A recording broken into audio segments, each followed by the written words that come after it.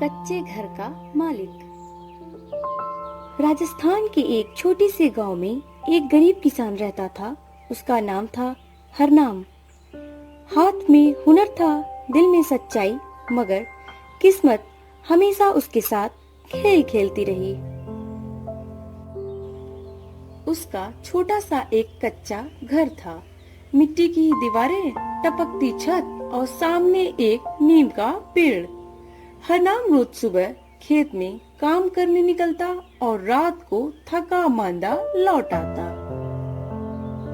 उसकी बीवी गोमती बहुत समझदार थी, कम में गुजारा करना जानती थी। एक दिन हरनाम जा रहा था, तब उसने लोगों को बात करते सुना।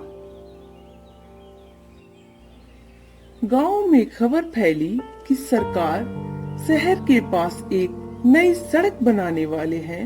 जिस जमीन पर सड़क जाएगी वहां के मालिकों को मुआवजा भी मिलेगा।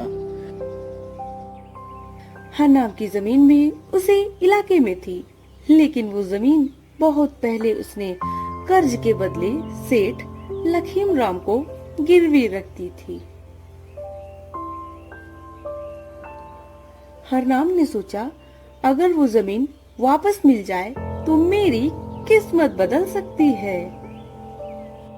वो सेठ के घर गया और हाथ जोड़कर बोला, सेठ जी, मुझे बस 3 महीने की मोहलत दे दो, मैं आपका सारा कर्ज चुका दूंगा। सेठ मुस्कुराया, पर उसकी मुस्कान में चालाकी थी। सेठ ने बोला, ठीक है हरनाम, मैं तुमको 3 महीने का समय देता हूँ, लेकिन अगर तुम 3 महीने में पैसे नहीं लौटा सकते तो वो जमीन हमेशा के लिए मेरी होगी। ठीक है सेठ जी, मैं 3 महीने में आपके सारे पैसे चुका दूंगा। इतना कहकर वह अपने घर आ गया। क्या हुआ? सेठ जी से बात हुई? क्या वो कर्ज चुकाने के लिए और मोहलत दिए? हाँ, सेठ जी ने बोला है कि अगर 3 महीने में उनका कर्ज नहीं चुका सका तो जमीन उनकी हो जाएगी। आप फिक्र ना करो, हम दोनों मेहनत कर 3 महीने में उनका सारा पैसा चुका देंगे। अब वो दिन रात काम करने लगा। खेतों में दूसरों का मजदूर बनकर पसीना बहाता रहा, ताकि थोड़ा थोड़ा पैसा जमा कर सके। गोमती भी घर घर झाड़ू पोछा करने लगी। 2 महीने बीते और हरनाम ने कुछ पैसे जमा किए, पर तीसरे महीने गांव में भयंकर बरसात हुई। खेत डूब गए, काम ठप पड़ गया, हरनाम टूट गया। उसने आसमान की ओर देखा और बुदबुदाया, हे भगवान, क्या मेरी मेहनत कभी रंग नहीं लाएगी? बारिश की वजह से सारे फसल खराब हो गए, अब कोई काम भी नहीं है। अब सेठ का कर्ज कैसे चुकाऊंगा?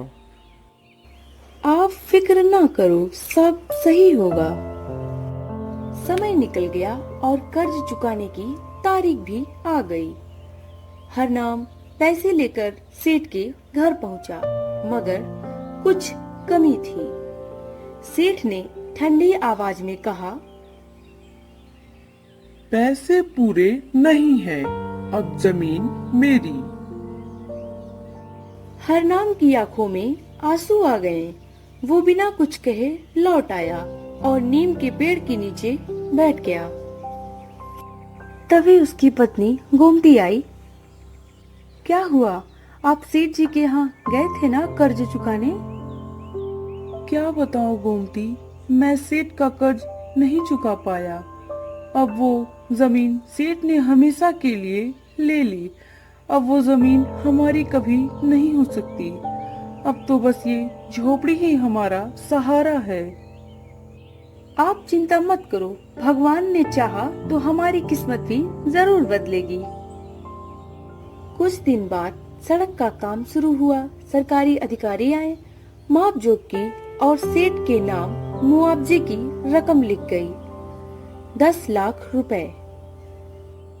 सेठ खुशी से झूम उठा, मगर उसी शाम उसे हार्ट अटैक पड़ गया। मौत तुरंत हो गई, उसका कोई वारिस भी नहीं था।